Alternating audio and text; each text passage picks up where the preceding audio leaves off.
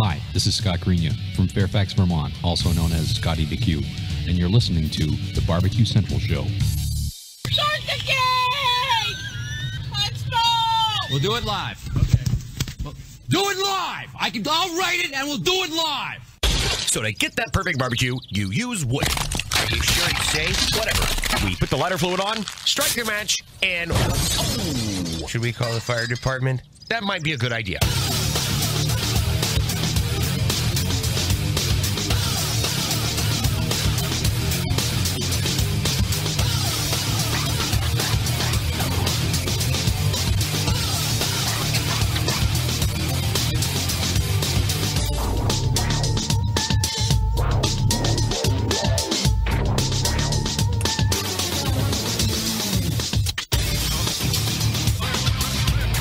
All right, good evening and welcome to the Really Big Barbecue Central Show. It's the show that talks about all things important to the world of barbecue and grilling. Broadcasting live and direct from the Rock and Roll Hall of Fame city of Cleveland, Ohio. It is the barbecue capital of the North Coast. And I am your program host, Greg Rippey. Happy to have you aboard here for the live fire barbecue and grilling show. If you want to jump in, more than happy to have you. Phone call 216-220-0966. If you would rather email the show, you can do that as well. You can get in touch with the show by sending an email to Greg at bbqcentralshow.com or on the Twitter and Instagrams at BBQ Central Show. Anything else you want to find out about the show can be found at the main website, thebbqcentralshow.com. And here's what's happening in case you didn't get the newsletter. Coming up in about 12 minutes from now, all you have to do is know that it's the third Tuesday of the month, and that will bring a regular visit from Barbecue Hall of Famer, prolific barbecue and grilling cookbook author, just to name a few accolades. Stephen Reichlin from Barbecue Bible will be joining us, of course. And we have a number of things to talk about, Stephen. And we have a number of things to talk about with Stephen. Not the least of which might be some kind of Italian cattle that produces a succulent steak. Plus, much more. A lot of Facebook questions. Put that up yesterday. Got a lot of reaction back to that, so we will stream through them one by one, and I will ask Stephen your each and every question. I'm not going to censor, so if you put up a stupid question, I will say your name, and then I will ask that question, and we'll see how it goes. So Stephen Reichlin first segment. Then at 9:35, I'll be talking with the Chief Marketing Officer of Operation Barbecue Relief. Certainly no surprise that, once again, hurricanes riddling the south and the east. The most recent, Hurricane Michael, and that was about a week or so out. And they have been setting up shop and feeding hot barbecue meals down there each and every day. So we'll get an update from David Marks on what the operation and deployment has been like out there in that Mexico Beach area. And we'll also talk about what the needs are right now of Operation Barbecue Relief. Certainly, it probably goes without saying that cash money is foremost on the list, but maybe there are some other things that they could be looking for, like human help and labor and all that stuff. So David Marks at 9:35, and then we'll roll into the second hour. And coming in the second hour, two guests, same company, first-timers to the show. And I think this year, well, I don't want to contradict myself too much, but this 2018 show season has been one that has, in a good way, been riddled with conversations with pit manufacturers. And I'm very excited to talk with these two gents, and they have been doing it a very long time, or at least the company has, 30-plus years. A name that is synonymous with offset and quality cookers, of course, coming out of Texas. That is Coy Christoffel and Ryan Zabroil. Ryan Zabroil. Ryan Zabroil from Pits and Spits. First timers, Ryan Zabroil and Coy Christoffel. So very much looking forward to talking with those guys. By the way, they're probably going to be a little bit more downtrodden because they scored last-second tickets to the Astros game, and I was just making my way downstairs, and somebody from Boston went grand salami in the top of the eighth. So that's like an 8-2 game when I left at that point. So it's going to take a titanic comeback from the Astros to go up 2-1. So we'll see what's happening with Ryan and Coy, but that's your lineup for this evening. Pits and Spits in the second hour, Operation Barbecue Relief in about a half an hour from now. Steven Reichlin about 10 minutes from now. 216-220-0966. Greg at thebbqcentralshow.com. Are you following me socially? You better be. Both Instagram and Twitter are the same handles at BBQ Central Show. And of course, if you're watching here on Facebook, you're already a fan of my Facebook page, but at Facebook.com/BBQ Central Show. If you want to find it, let me quickly follow up with you on the Bubba Burger contest. Still no winner. Once again, it has gotten by me for a personal reason this past week. Could be a personal reason this coming week, but I'm going to try and get to it. Don't worry. The gear is still here. More importantly, the voucher for free Bubba Burgers is still here, so I will get a winner. You will see that in its transparent state. Don't worry about it. And I will try to get that winner announced over the course of the weekend and then re-announce this coming, or in a week from now, the 23rd, I believe it will be. So, or the 4th Tuesday of the month. So that's the update for the Bubba Burgers. I have to rant about this just for the remainder of the Open, and then maybe I won't bring it up again until next segment.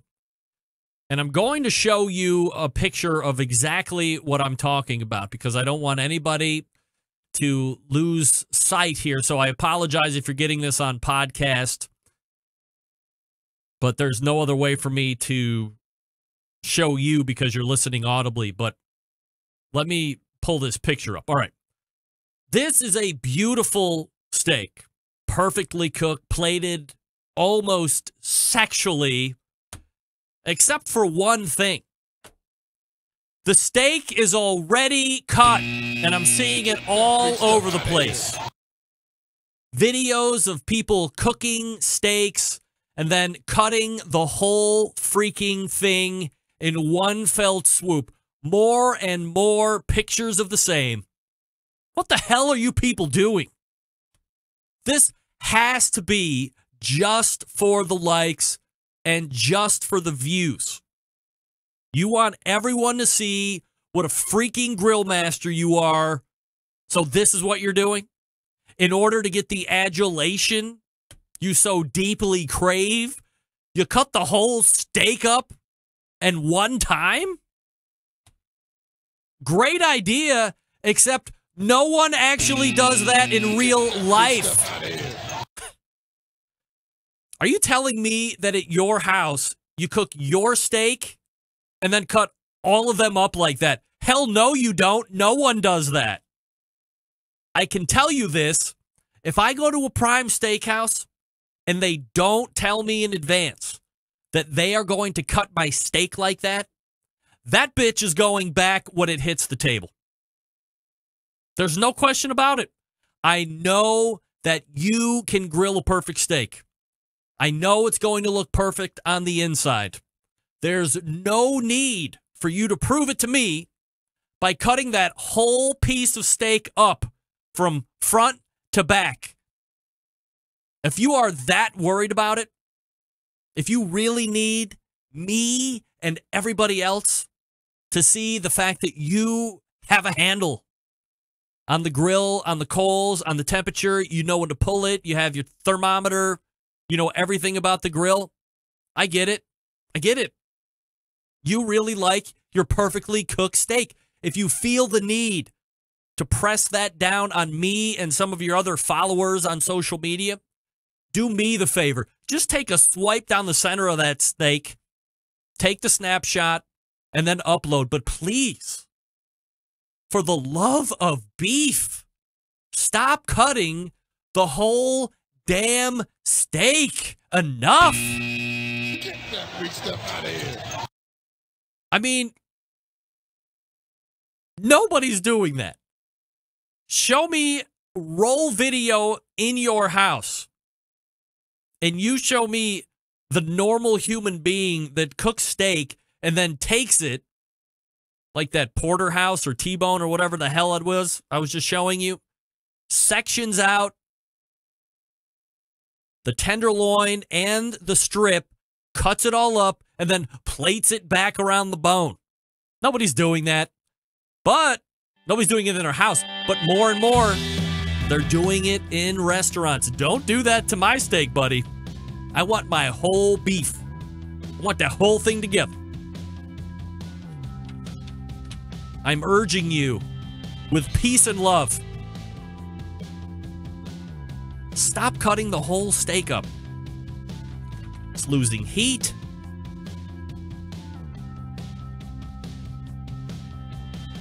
John Dawson weighing in. Remps, this is your fault. They do that so they don't have to bring the Thermapen. John, touche. Touche. Hey, we've always believed that cooking outdoors should be easy because it can be, especially with the Monolith Barbecue Guru Edition grill. The Monolith is the world's first temperature-controlled smoker with a built-in power draft fan. This means smarter control, greater freedom with automatic temperature controls. Easily choose your cooking time and temperature and let the Monolith do the work of a sous chef or a barbecue pit master. With minimal effort, you now have oven-like precision at the grill, and you can serve the tastiest, juiciest meals each and every time. Now, if you already have a Barbecue Guru controller and you purchase the Monolith, because it does have the fan built in, as I had just mentioned, you don't have to go buy a new controller. You can just hook that controller up to the fan and away you go. Now, if you'd like to upgrade that tech, certainly that is your prerogative. You can browse the website, bbqguru.com. Or, if you have any questions, please call 800-288-GURU. That's 800-288-GURU. Ask all your questions, and they will make sure everything is answered. So when you place that order, when the box shows up, you're ready to rock and roll. All right, Steven Reichland coming up out of the break. You're listening and watching the Barbecue Central show right here on the Barbecue Central Network. Stick around, be right back.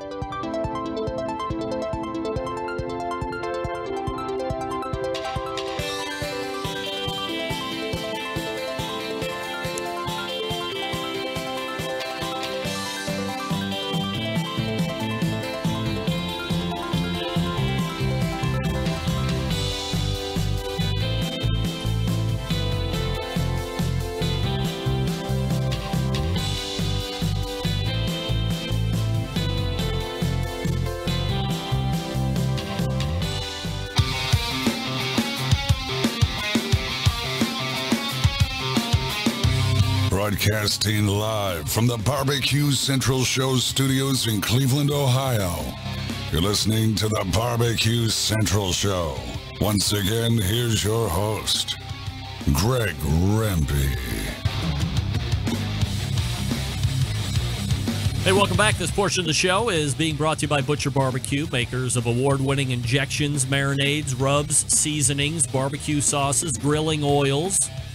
All of Butcher Barbecue products have been tested on the competition circuit as well as in the backyard by pitmasters and by people just like me. Visit butcherbbq.com and stock up now. Always trust your butcher. Hey, my first guest seen here the third Tuesday of each and every month. A 2015 Barbecue Hall of Fame inductee, TV show host, a barbecue cooking class instructor, multiple-time author.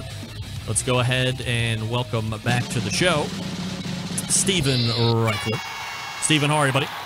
Doing great. How about you? I'm doing absolutely fabulous, Steven. Always appreciate the time you make for the show. And a number of different places that I wanted to jump around this evening.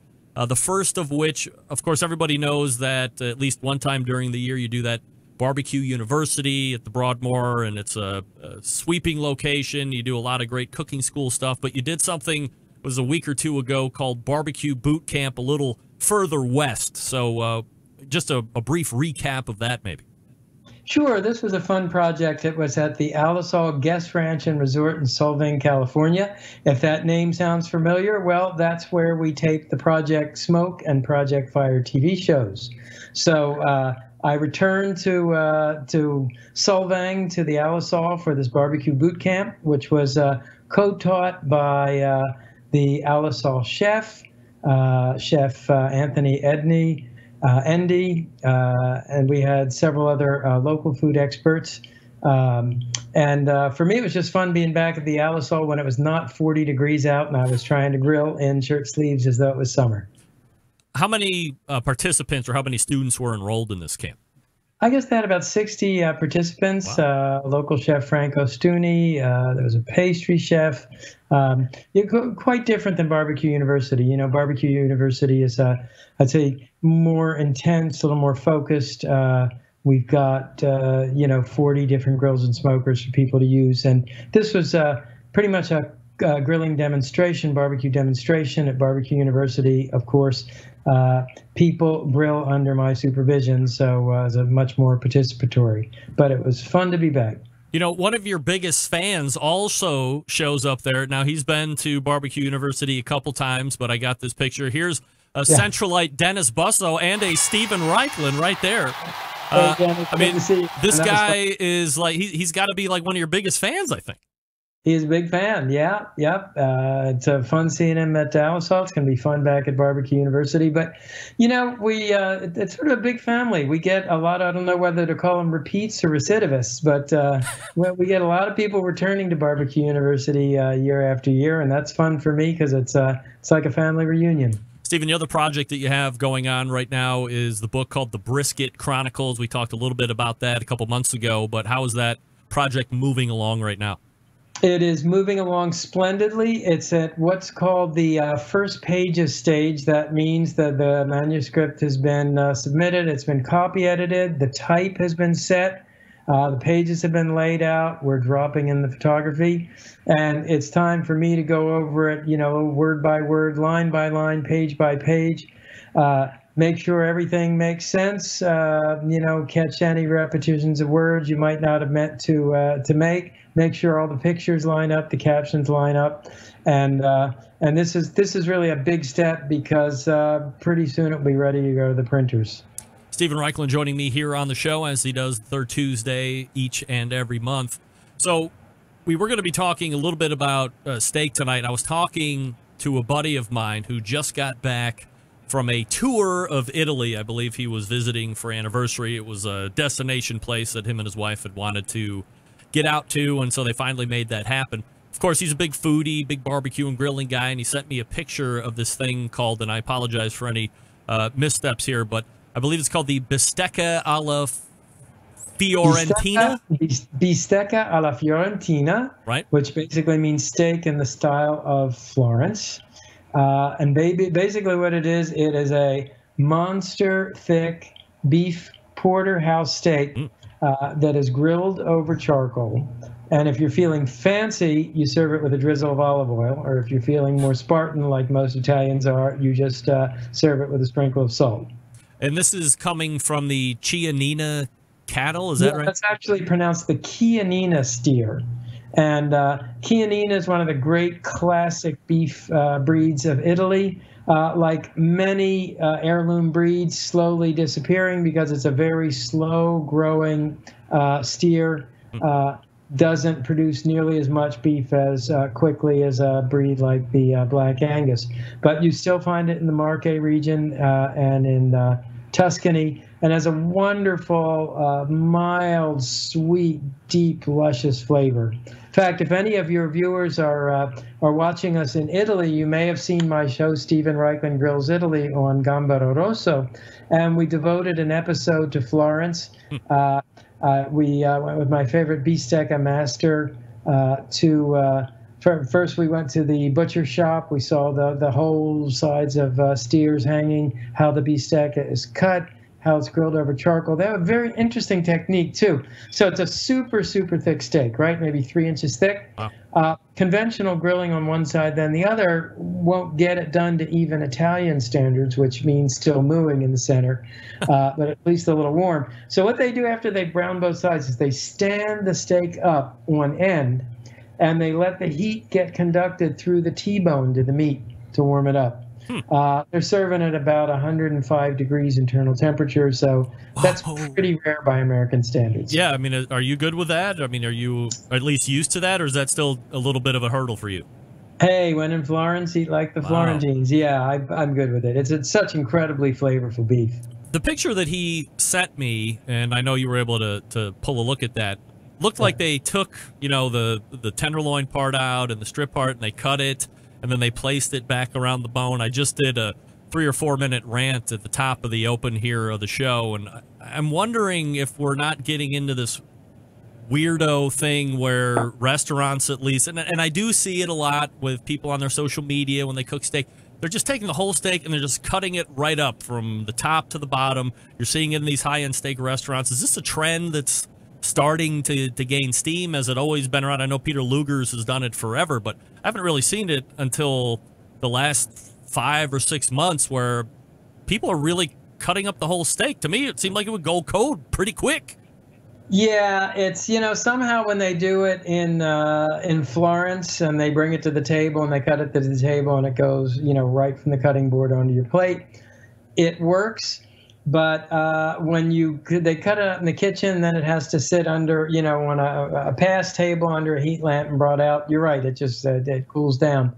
So I like my steak that way when I'm in Italy, but I like a whole steak that I can cut up myself. Thank you, please, in the U.S. I agree. Stephen Reichlin joining us here on the show. All right, so I put out the call to the Centralites 24 hours ago. If you had one question you could ask Stephen Reichlin, what would it be? And I got a laundry list of questions. Some ranging from absolutely credible, some ranging to absolutely ridiculous. Are you ready to answer all of these one by one? Fire away. All right, here we go. First one is from Chris Effa, and he says, where do all those beautiful high-end and pits go after you use them on the show?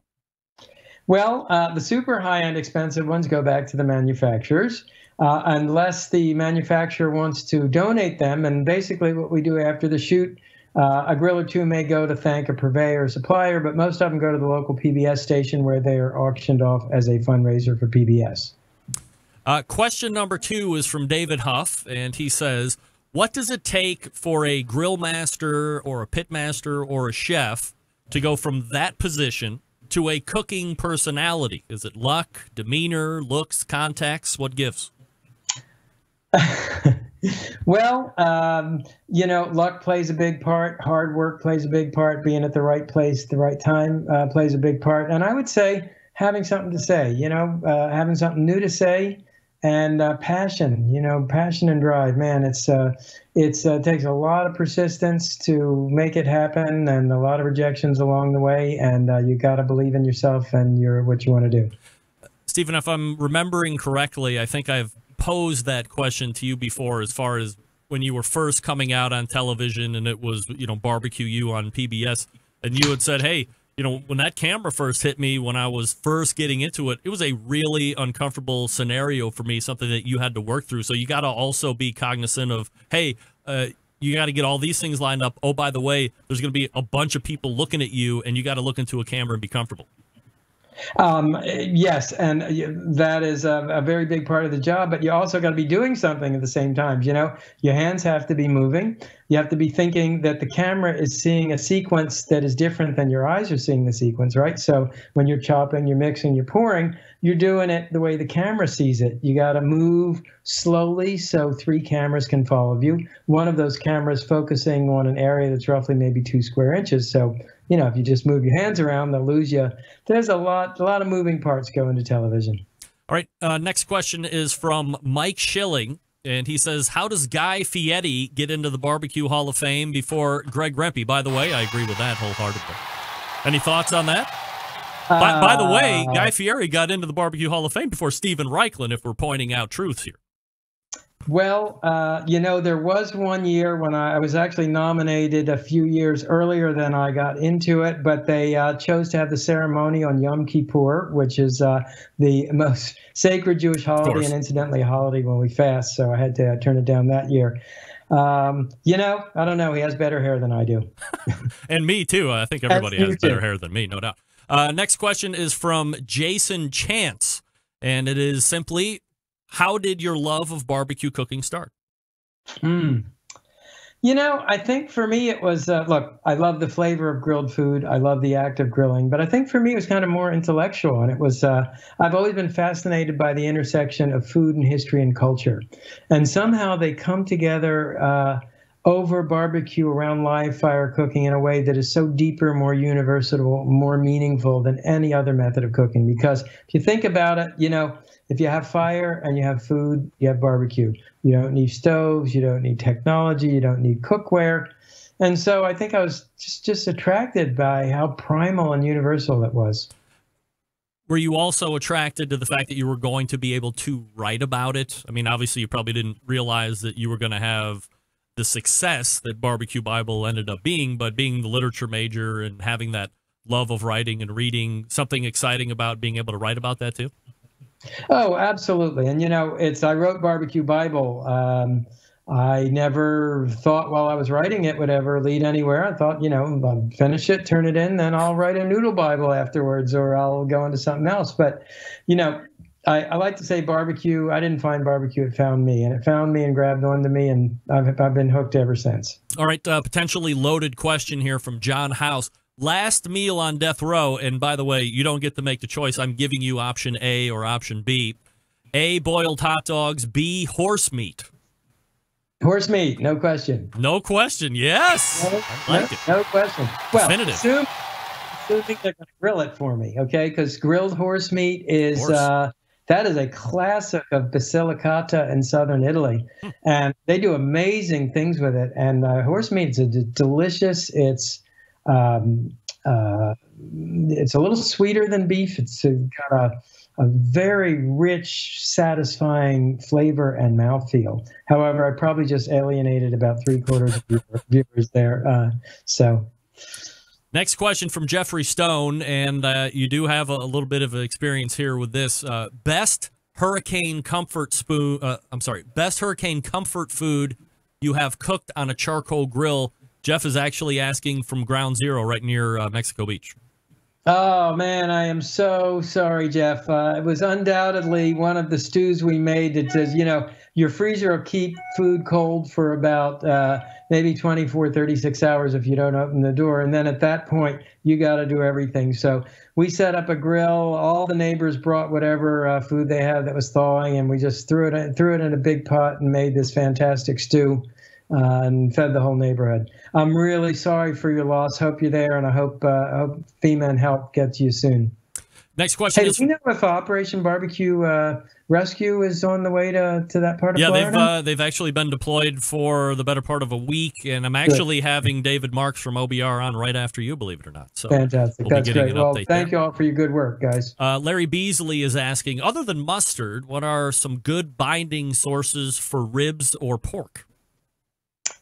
Ooh, okay. So you mean, I assume that means slathers. Correct. Well, my sort of big hot new slather that I'm using is a Korean condiment called gochujang. And it's a chili paste. It's kind of looks, like a rust red color. It's thick, it's garlicky, it's spicy, it's very salty, it's very umami flavored. And it's not that exotic anymore. I mean, Billy Durney uses it at Hometown Barbecue.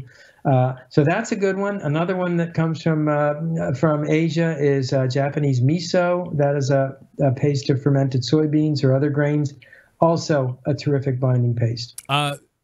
Larry, if you're asking for my 2 cents, I like Worcestershire sauce.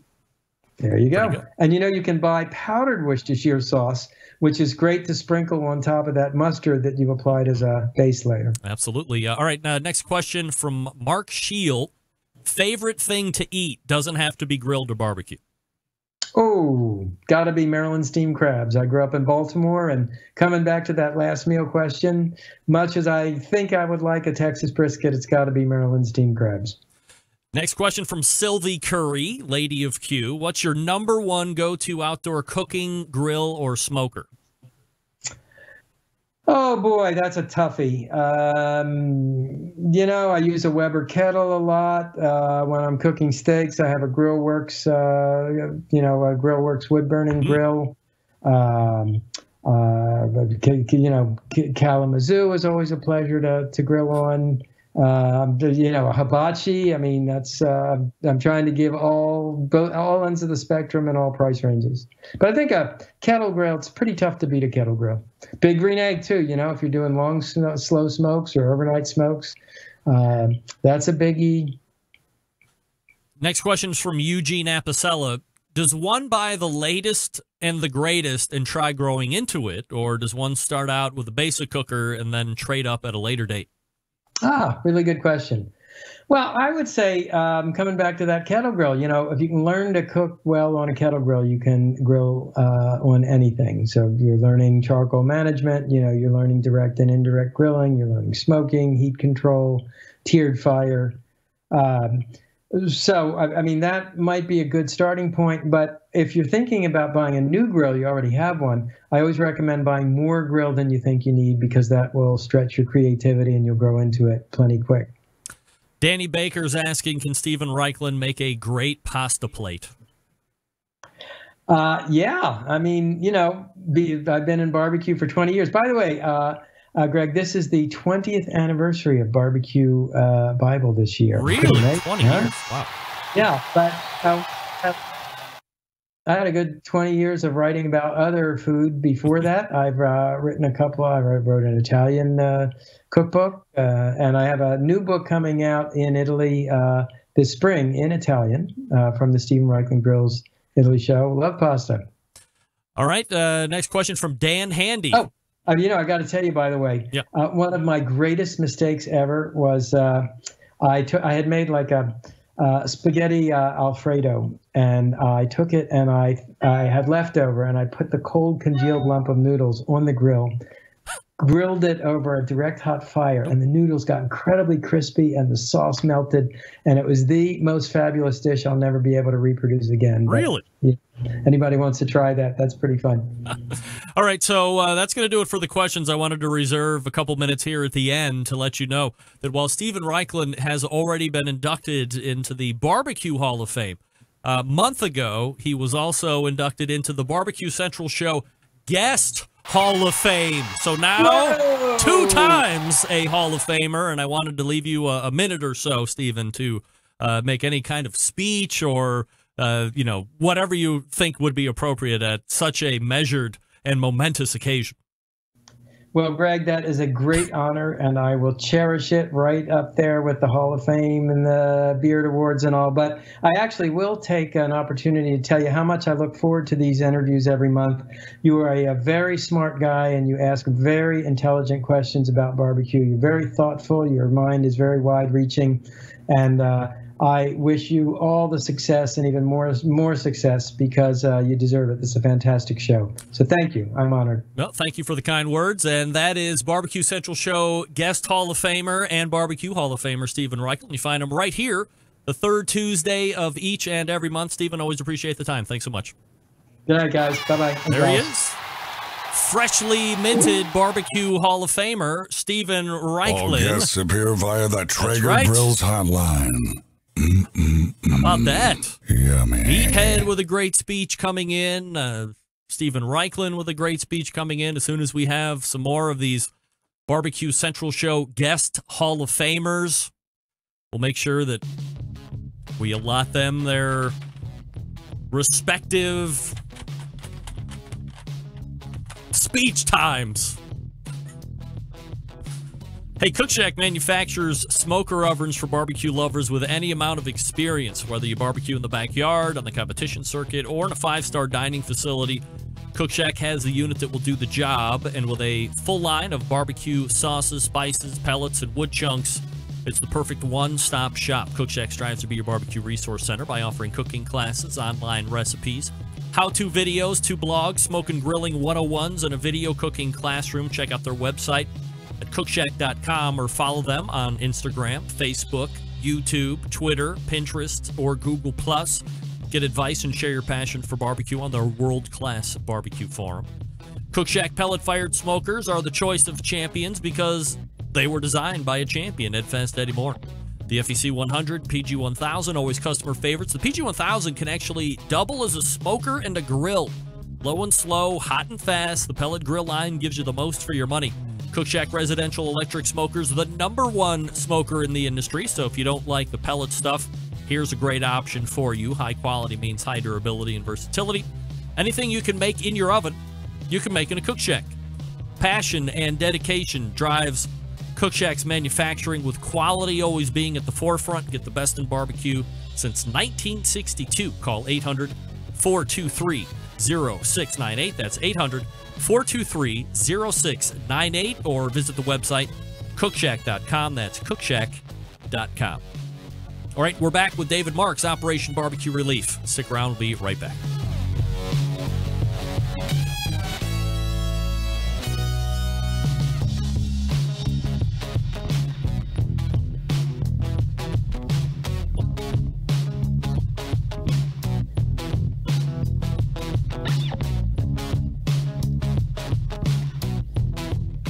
Continuing to produce incredibly mediocre content in an exceptionally professional way.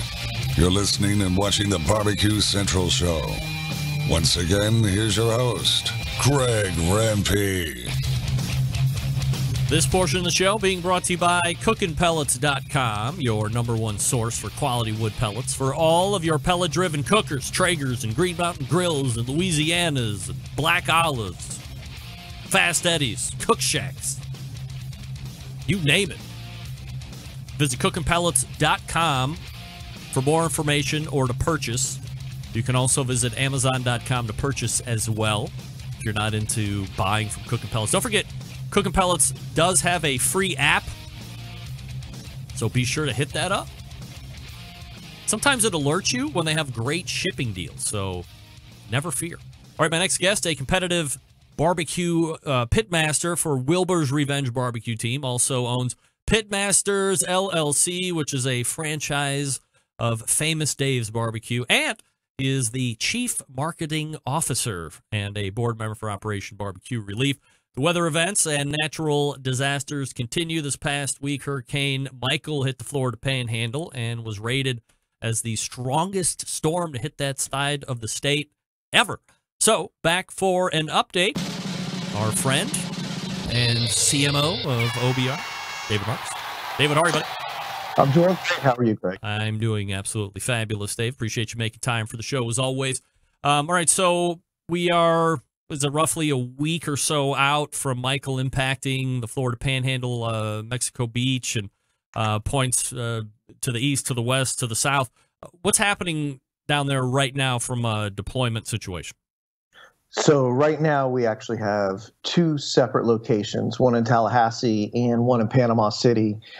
These guys are out there just hammering away, doing absolute amazing work. Today alone, we served just shy of 60,000 hot barbecue meals. 60,000?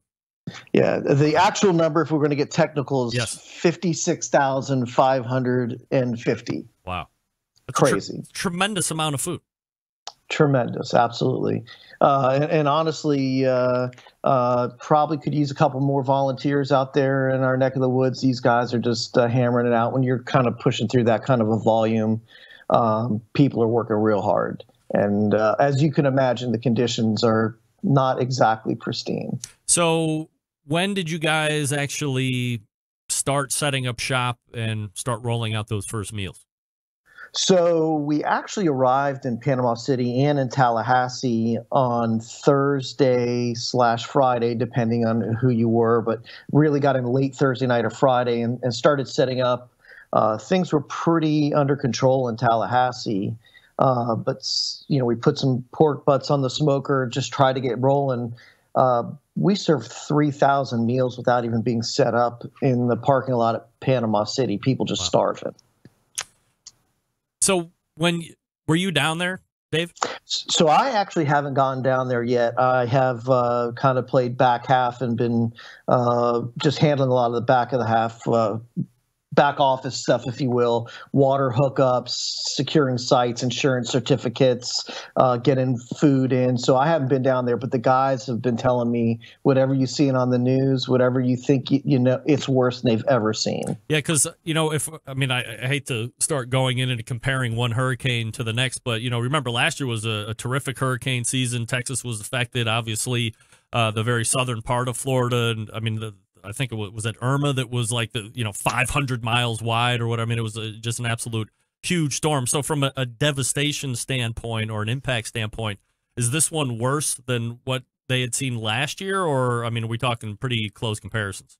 So, you know, we just came out of Hurricane Florence in North Carolina and really saw similar flooding and that kind of stuff. I actually kind of somehow got involved in some active water rescue when I was delivering meals in a community. Just unbeknownst to me, things were happening. So that was very much like North Carolina. This is different than anything we've seen. This looks like a tornado and a hurricane. You know, all these homes just blown off their foundations. You know, in Hurricane Sandy, we saw that, but this is way different. The path, the swath that's been cut looks a lot like a massive tornado. And then, you know, counties like Bay County, where Panama City is, their entire sewer system's gone. Verizon doesn't have a single cell phone working. They've lost their entire truck line. I mean, the infrastructure is devastated. Is there any type of a lead time on when things are going to start to look somewhat normal, or is it so bad that there's just no way to put a timetable on it yet? So if you're looking in like Tallahassee and those kind of places, power's being restored, things are starting to get better. Bay County, that Mexico Beach, Panama City Beach, Greg, I think these people are in for years. Wow, really? Yeah. Wow. David Marsh joining me here on the show, Chief Marketing Officer for Operation Barbecue Relief. So, you know, within the 24-hour time frame, you said you did close to 60,000 meals. From that first day to those 60,000 meals that we just talked about, where are you guys at total? Just a few meals shy of 160,000. Wow, tremendous! And we're ramped up to do probably another 50 to 60,000 a day for the unforeseeable future. From a volunteer's standpoint, you mentioned that you might need some labor to kind of rotate in there. How many folks have rotated in and out over the course of those, 7-8 days or so? So honestly, when we're trying to do this thing, we like to see on a site doing 30,000 meals a day, some function of like 100 volunteers. We're probably doing it right now with around 45 to 50. We have tapped some guys out. Some folks have already been real tired from the last deployment, have kind of come in and gone out. And, we have rotated probably a good 30 or 40 in and out at this point. Really in some of these areas, as people are starting to come back, some of the local volunteer bases starting to come in and fortify and supplement our troops. But honest to God, if you're hanging out, I've got a SCA contest this weekend that I'm going to have to back out on because I'm probably heading down there. So sometimes you just got to think about, like, what am I doing? What's really important? And how do I make a difference? So you could use another 40 or 50 people at the site each and every day if you had, Utopia. If we had Utopia, we could use another 50 people easy. We're struggling just because some of the things that are just harder than normal. 2 miles could take 2 hours around Panama City to go. So like a run to Lowe's or a run to go to Sam's Club, that normally you could be back in an hour, is taking 4 and 5 hours. So when you're set up and you are cooking out this food and getting ready to serve, are you then taking it out to, points within a certain radius? Do people know that they just have to come to a particular spot where OBR is set up and then you can get food there? How does that operate? So, Greg, that's a great question. We're actually doing some different things right now. We have kind of partnered with the Salvation Army, where they realized that we had much greater cooking capabilities than they have, and we've realized that they have better distribution capabilities than we have. So we're cooking food, they're distributing food. That's one branch of how we're getting food out into the community. We are still, as we always do, doing some meals available on site for people to come in and eat. So they can come in if they can get that hot meal right on site.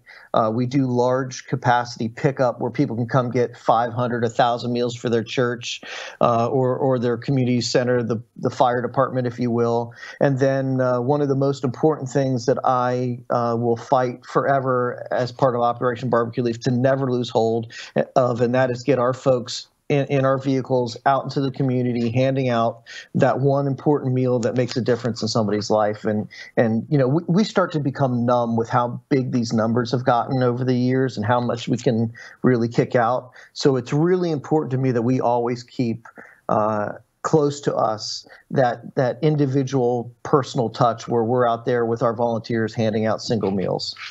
David Marks joining me here on the show, Operation Barbecue Relief. Obviously, if you are moved listening to this here live or on podcast, please hit up the website, operationbbqrelief.org, and then crash that donate button. No amount is too big. Absolutely no amount is too big. So please give freely, give openly, give early and often, because that's I don't want to speak for you, Dave, but I believe in past conversation we said, what helps the most? A lot of people want to show up with a grill or, 15 pork butts or something, but cash infusion is typically in these scenarios the best things to do, right? Absolutely. I mean, like right now, the reality is I am in search of trying to secure 4 truckloads of number 10 cans worth of vegetables, just so we can keep up with the sides. 4 tractor trailer loads. We're talking about, 80 pallets of number 10 cans. We can buy that a lot better than you can bring us a number 10 can, as long as we have, that purchasing power and those donations. We can make that go really far.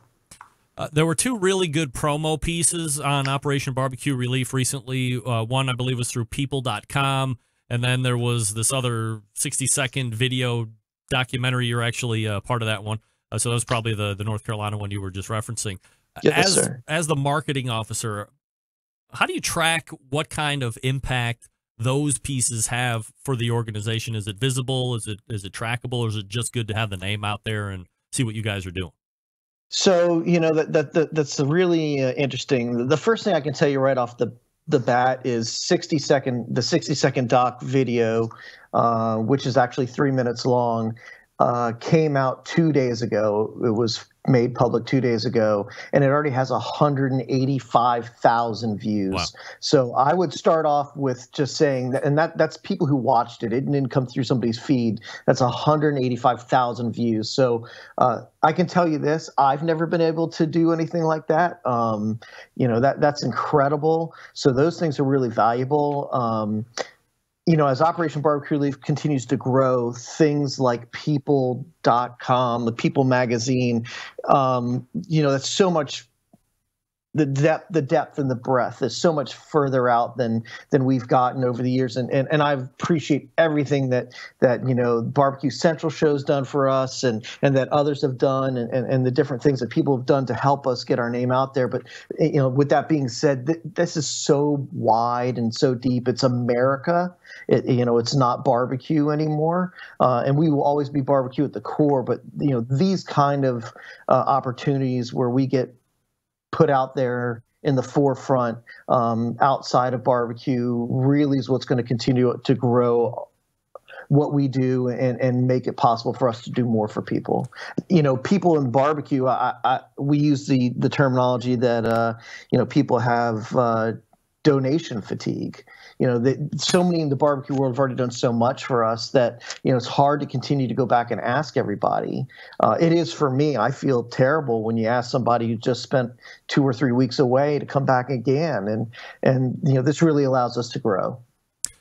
So when somebody sees that isn't within the barbecue community or is just being introduced to OBR at that point, and now they're ready to say, hey, how do I become a volunteer, or how do I become eligible for deployment? What's that process? So the process is actually continuing to get better as we continue to grow as well. We've got a new chief technology officer who's really introduced a lot of great technology for us.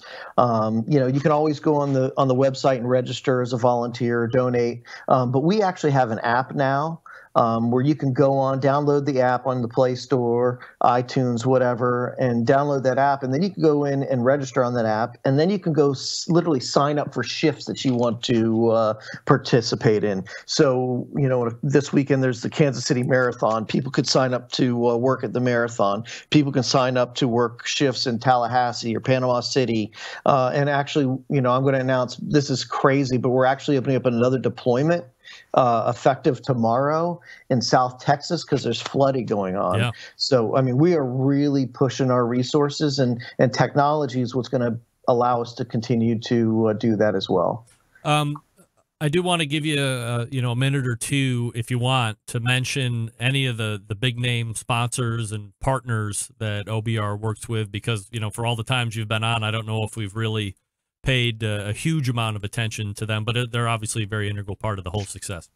Integral part. So I can tell you right off the bat a couple really cool things today, and it's probably a little bit too late at this point, but Sonny's Barbecue's donating 10% of all their sales from today. Wow. Yeti Coolers is going to be donating sales from a specific day in an upcoming week or two, as they did for us last year after Hurricane Harvey. Blue Rhino continues to be incredible, providing us with propane, showing up, getting us fuel when we need it. I don't even know where to stop with Seaboard Foods. Ultimately, Prairie Fresh and Butterball, I don't believe we've had a bill for any food that they've sent us. It's just over the top incredible. They are amazing. And there's more, the Lowe's Foundation has given us some money. We just got a grant from Duke Energy literally today. I could continue to go on. These companies, when you say it takes a village, a lot of times they tell us how proud of us that they are. And I tell them, look, it takes a village, and you guys live in our village. We can't do it without you. David Marks joining me here on the show. From a fundraiser's standpoint, aside from people just going and donating personally, do you have events coming up here before the year closes out that would benefit OBR? We have, we do. Thanks for asking, Greg. At the World Food Championships, we have a great event coming up. And you can buy tickets to a dinner event, the Blue Skies event at the World Food Championships, where we have 5 world-class chefs coming in, preparing dinner. Love to have you at the World Food Championships at our event. Really going to be an amazing event for dinner during that time. I believe it is on Thursday night. I apologize if I'm wrong, during the World Food Championships. All right, so check that out. We're talking with David Marks. He is the Chief Marketing Officer for Operation BBQ Relief, also a pretty damn good competitive barbecue cook when he gets a chance to get out there. And please visit the website, operationbbqrelief.org. Again, go ahead and smash that donate button and do it till it hurts, because the cash helps the quickest because they know what they're doing. David, always appreciate the time, man. Thanks so much for doing it. Hey, thank you so much. We appreciate all you do for barbecue. You got it. There he is, David Marks. Wilbur's Revenge Pitmaster, if you need him. All guests appear via the Traeger Grills hotline. Chief Marketing Officer for Operation BBQ man. Relief. Once again, operationbbqrelief.org. That's operationbbqrelief.org. Hit the donate button and make a cash donation right now during the show. Help them out. Tallahassee, they are in right now, and as he had just mentioned, they're getting ready to head down to Texas for deployment down there. I'd actually gotten an email from Texas embedded correspondent Doug Scheiding saying that the 2018 Smokin' Blues and Barbecue Festival had been canceled, or has been canceled, because of adverse weather conditions. So that's Duncanville, Texas. So it's getting bad down there again, and they will be opening up a new deployment. That's Operation BBQ Relief. Again, please go ahead and donate as you see fit. OperationBBQRelief.org. That's OperationBBQRelief.org. Let me talk to you quickly about Green Mountain Grills. If you're looking for a pellet cooker that you can take on tailgates in the middle of football season, or you just like to camp and you want some pellet-fired goodness instead of charcoal or something else, or gas, then you want to look at the Davy Crockett. Folks, this thing actually holds a tremendous amount of food for the size, and for the portability, you just can't beat it. If you don't have access to a traditional power outlet, don't worry. You can use your 12-volt outlet that's in your car, and you're off and running. Plus, again, pellet-fired, so the flavor is there. Now, if you want something a little bit bigger, a little more for the backyard type stuff, no problem. They got the Jim Bowie, which is the big boy, and then they got the Daniel Boone, which is medium size. So depending on what size family you have, or maybe you're just the guy or gal that likes to have the biggest one that any manufacturer offers, so that's the Jim Bowie. If you like to be a little bit more economical, you want something that isn't too big but can accommodate the bigger cooks if you need to get them, the Daniel Boone is the one you're going to want to take a look at. Now, here's the great stuff. Accessories, right? They got rubs and sauces, hooks and spatulas and all that stuff that goes together with the Green Mountain Grills, no matter what model you get. But the Jim Bowie and the Daniel Boone can also accommodate that pizza oven insert for like $130 or less. That's something you're definitely going to want to take a look at. Just rip the guts out of those cookers, drop down the pizza oven insert, and away you go. It's pizza party time. You can turn out pizzas in as little as 2 to 3 minutes, depending on what you're cooking at. Here's the rule of thumb. Set your cooker at 350 degrees, and then in the oven, it's roughly double at the stone, so about 700. I prefer in that 320 range. That's just me, but if you want to ramp it all the way up to 1,000 degrees, set that cooker for 500, and away you go. All right, that is greenmountaingrills.com. That's greenmountaingrills.com. Long-time sponsor of the show. Truly appreciated. Jason Baker and the gang out there. What's happening? And we'll be back to wrap the first hour right after this. Stick around. We'll be right back. Big name interviews, advice on cooking brisket and ribs, and the only host willing to share his honest opinion on all things important in the world of barbecue. It's the Barbecue Central Show. All right, thanks again to David Marks, Operation Barbecue Relief's Chief Marketing Officer. Again, he's also the pitmaster of Wilbur's Revenge Barbecue Team, and he owns a handful of Famous Dave barbecue joints under the Pitmaster LLC company name, which is a Famous Dave's franchisee. If you want to donate to Operation Barbecue Relief, as I have been mentioning, OperationBBQRelief.org. Again, that's OperationBBQRelief.org. Smash the donate button and then go ahead and donate whatever it is you can possibly donate. As he was saying, and as a point of reference, Centralite Jeff Stone is actually down there at Ground Zero. This is the look out of his front out of the front of his house. And as David was saying, it looks like a tornado coupled with a hurricane rolled through and created that kind of damage. And that's what Jeff is looking at out of the front of his house. So Jeff, glad to know you're okay, but it looks like there's a tremendous amount of cleanup to be done. Lot of wood right there. A lot of wood. But look at that. I mean, it's just all blown over. Wow. Jeff and everybody else, stay positive out there. Glad you made it through.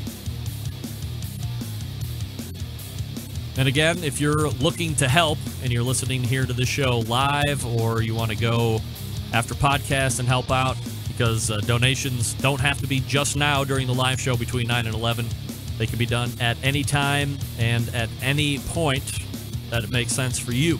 OperationBBQRelief.org. That's OperationBBQRelief.org. Go to my Facebook page and watch that 60-second video documentary,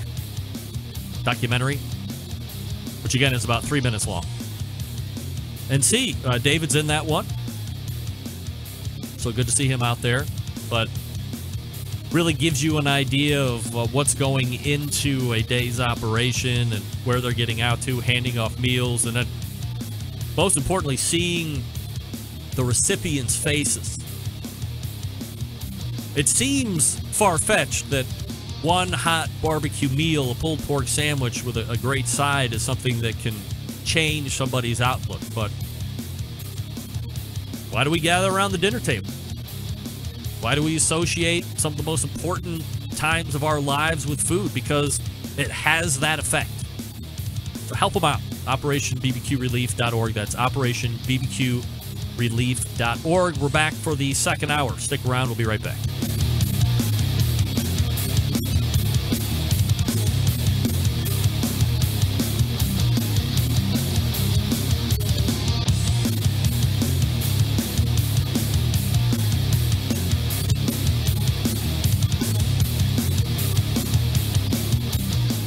Chad Hayden with Moonshiners Barbecue's 19th annual Jack Daniel's World Barbecue Champion, and this is Barbecue Central.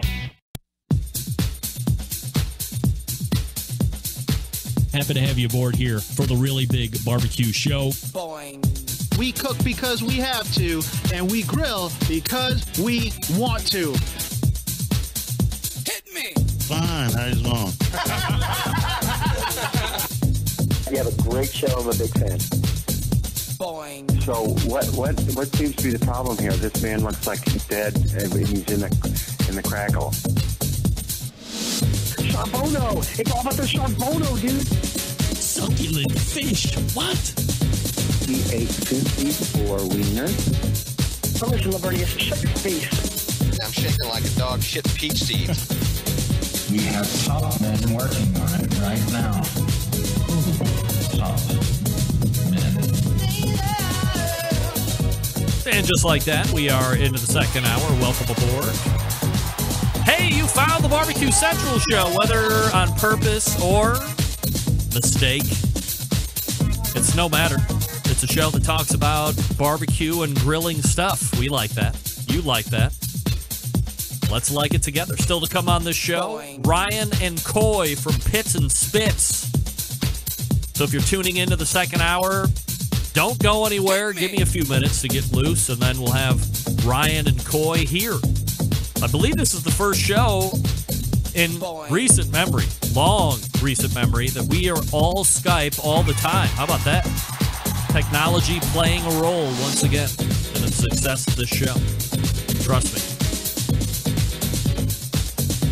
Don't forget, you can follow me socially at BBQ Central Show on Instagram or on Twitter, and Facebook.com/BBQ Central Show if you are only a Facebooker. And a lot of people, especially in this demographic, are Facebookers only. They don't get Twitter. They may or may not get Instagram. I say this. If you are into taking pictures of your food and you're not on Instagram, man, you're missing the boat. Easy exposure, easy way to build a fervent audience base, fan base, whatever.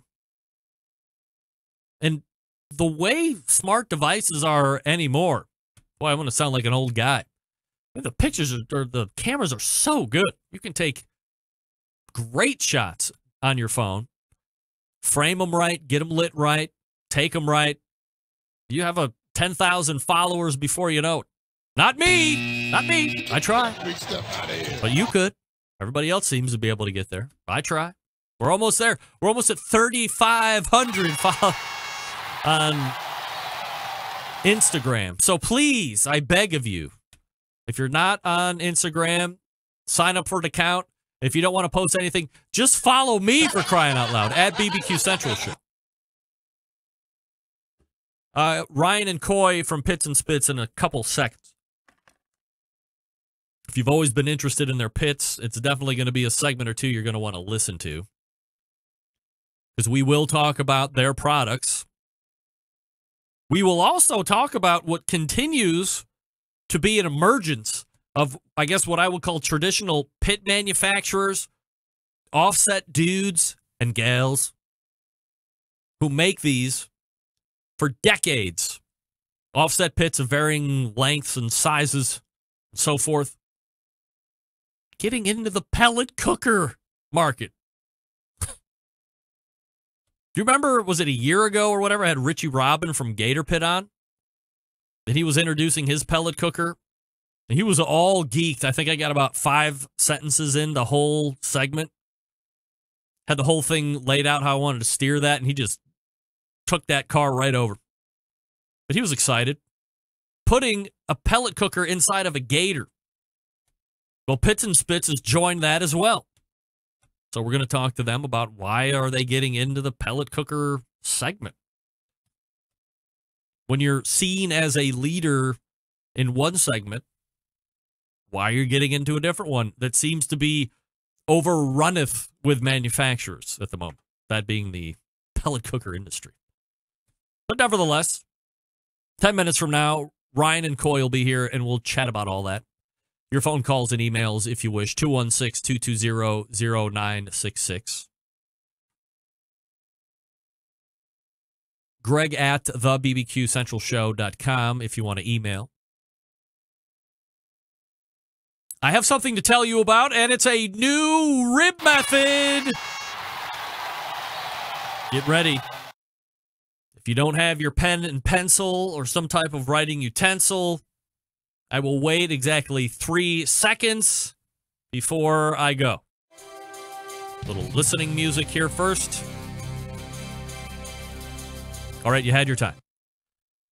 Now, credit where credit should be due, or is due, or will be due. I credit Malcolm Reed's YouTube channel. He's the pitmaster of... Oh, crap. Get that big stuff out of here. I don't know. His team has completely slipped my mind. Okay, I got it. Killer Hogs. Jeez. Hello. But more importantly, his YouTube channel, which is How to BBQ Right, or How to Barbecue Right. Also credit going to Heath Riles, formerly of Victory Lane. Does anybody know what happened to Victory Lane? Was that not Heath's brand? Was he working for a Victory Lane or something like that? Because now it's just like Heath Riles sauces and rubs and butter bath and whatever. But this is Heath's rib method. So if you're looking for a new way to do it, or you're feeling a little froggy and you want to separate out one weekend, do something a little different. A caveat here before we get going, if you are a competitor and you're listening to the show live and your next contest is this coming weekend, I'm not going to be the guy that's going to sit here and tell you to try this method if you've never done it before directly at a competition, but it's certainly at your discretion. It's very simple. I did it this past weekend, and I have to say, all in all, some of the best ribs I have ever cooked, period. By the way, this method that they show on the How to Barbecue Right YouTube's channel was done on a Traeger Timberline 850. I just happen to have one of those. Lucky me. I would assume that the most important part of these are time frames and temperatures. So pay specific attention to what I'm about to tell you. Here we go. Go ahead and get yourself a rack of St. Louis spare ribs, my favorite. Trim them up nice. If you want to really do like a competition trim and get some of those flappers off, that's certainly up to you. Do whatever you want to do with the leftover meat as you trim them up. But square or rectangle them off as you see fit. I did very little trimming because it was for me and I don't compete. Set the Traeger 850 at 275 degrees. So that is going to be your operating temperature, whether you're cooking on a stick burner or a Weber Smoky Mountain and or other charcoal fueled cooker, supplementing with wood chunks for wood smoke, or any type of pellet cooker. Get it to 275. Let it hum along there for a little bit. Now, he says when it comes to applying rub, He's not a huge guy as far as time to sit on the meat. By the way, he does prefer yellow mustard as a binder before you put on the rub. I know we just talked to Stephen Reichland in the first hour about other binders other than yellow mustard, but Heath does prefer the yellow mustard when he does it, so he does a stream down the center of the meat and or the bone side, rubs it in, not a lot, and then goes through with the rub.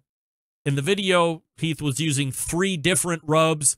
They were using the phrase building layers of flavor, which I am a subscriber to. I didn't use 3 on my rack. I used 2.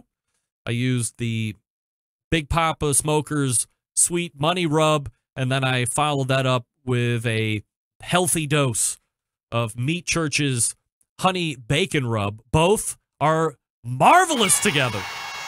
Taste and color. Winner, winner, ribs for dinner. And again, 15 to 20 minutes. Let it sit there. Let it tack up a little bit. Let it sweat. And then onto the cooker. Untouched. 2 hours at 275 degrees. After 2 hours, pull the lid. And according to Heath, he looks for the dry touch on the rib. So he's looking for that nice color. And again, depending on what kind of rubs you're actually using and what color are in those rubs, that's going to affect how your ribs look, okay? But he's looking for the dry touch, which means he actually puts his finger down onto the rack, a couple different places, and if his finger comes up dry, that's what he's looking for. Then, double foil. Double foil. Now, Heath uses extra rub down, and then he uses his butter bath product, which takes place of liquid and butter and brown sugar and honey. He's got that all wigged out in one mixture. So all you have to do is add, I believe, your apple juice to the butter bath mix and then put 3/4 of a cup in with the rack, double foil, tighten it up, back on the cooker, 1 hour. Then after 1 hour, open that up and check Thermapen. What? Temp the ribs. First time ever in my life I've actually temped ribs. After 1 hour, get into the foil, temp the ribs, looking for somewhere between 206 to 210. Don't want to go too high because they will fall apart quickly. So, in that 206 to 210 range, then pull them out of the foil, put them on a rack or back on the cooking grid if you want. Glaze if you want to at that point. 15 minutes at 275 to tack it up a little bit. Then that's it. Pull them off, let them rest up a little bit, and then get your slicing knife, cut them. I had good moisture. The flavor from my rubs was right. But all in all, pretty quick, pretty good, pretty solid. Very excited. Wanted to share it with you. So thanks to Malcolm Reed and Heath Riles for allowing me to regurge right here in the second hour. Much appreciated. Again, just go to Malcolm Reed's YouTube channel, How to Barbecue Right, and I believe it's the first video listed right now as the most recent release, the Heath Riles competition ribs video. But it's literally that easy. Trim them up, rub them up, 275, 2 hours, foil 1 hour, pull them out, glaze them if you want, or let them dry up for another 15 minutes at 275, and away you go. Coy and Ryan from Pits and Spits coming up right after this. I want to talk to you quickly about Big Papa Smokers, the #1 online shop for all things barbecue. Their curated selection of only the best outdoor cooking and grilling supplies gets you on the better path to barbecue results in no time. Everything at Big Papa Smokers has been Pitmaster approved by Sterling Big Papa Ball himself. From the award-winning rubs and sauces to the American-made grills and smokers, they got something for every type of outdoor cook. They have great championship rubs, like I just told you about. Sweet Money, yes. Cattle Prod, Cash Cow, all proven winners on the competition circuit and in my backyard. They offer 13 perfectly balanced flavors that transform ordinary meals into extraordinary. Whether you're cooking to impress judges or friends, Big Papa's award-winning rubs and seasonings just don't disappoint. They've also teamed up with Simply Marvelous Barbecue to form that West Coast offense. That's the flavor profile, by the way, that many of the top cooks across the country are winning with. So stop by their site and pick some up today. They also own Granny's barbecue sauce. If you're looking for that new go-to barbecue sauce, Granny's traditional yet powerful flavor reminds us why you fell in love with barbecue in the first place. Granny's barbecue sauce, other top-rated barbecue sauces, all available at BigPapaSmokers.com. And don't forget about these great cookers. Looking for a versatile smoker that's easy to use? Yeah. Check out the Mac 2-Star General Pellet Grill. Big Papa Smokers, the exclusive Mac dealer, and even offers special packages. If you're not a fan of pellet cookers, okay, take a look at the Old Hickory Ace BP. It's the only charcoal smoker that Big Papa trusts on his competition barbecue trailer. By the way, that cooker helped him win Grand Champion this past weekend in Temecula. Am I saying that right? If you're a backyard barbecue enthusiast looking for a durable and versatile grill that will last forever, the M Grill from Texas is just what you need. They're built like tanks. Not sure of what kind of grill you need? Well, you really can't go wrong with any of the cookers featured at BigPapaSmokers.com. They have something for every kind of backyard cook and budget. It's clear that Big Papa Smokers is the place to go for all things barbecue. Every product featured on their website, hand-selected to help you barbecue better. Boost your barbecue skills with the help of Big Papa Smokers. Call them if you got questions, 877-828-0727, or visit the website, BigPapaSmokers.com. That's BIGPOPPA Smokers.com. Pits and Smits. Pits and Spits. Out of the break. Stick around. Be right back.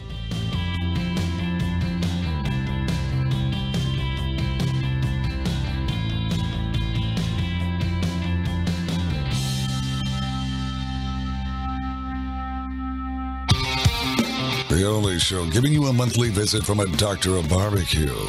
A man actually named Meathead. The author of a barbecue Bible. Bloggers, reviewers, competitors, and manufacturers by the dozens. It's the Barbecue Central Show. Once again, here's your host, Greg Rempe.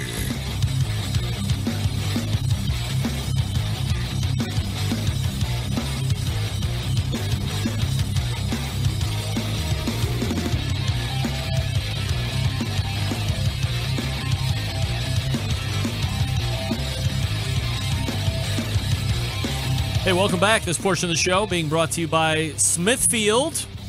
Hey, committed cooks, make sure you head over to smokingwithsmithfield.com and apply for the 2019 Committed Cooks program. That's right. Make sure you get down with that.